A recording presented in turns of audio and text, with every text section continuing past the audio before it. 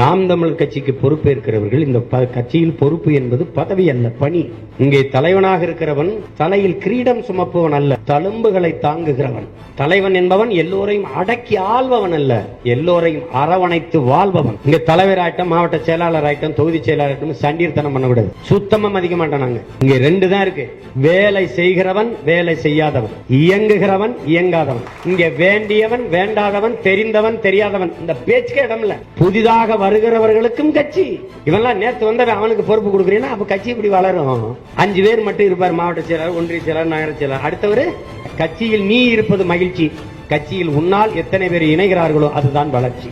எனவேதான் படையை பெருக்கு, தடையை நொறுக்கு, இனத்தின் விடுதலையே இறுதி இலக்கு என்று சொன்னார். ஒருவர் 10ஆவும் 10 100ஆவும், பகைவர் நடுங்கும் படையாவும் என்று சொன்னார்.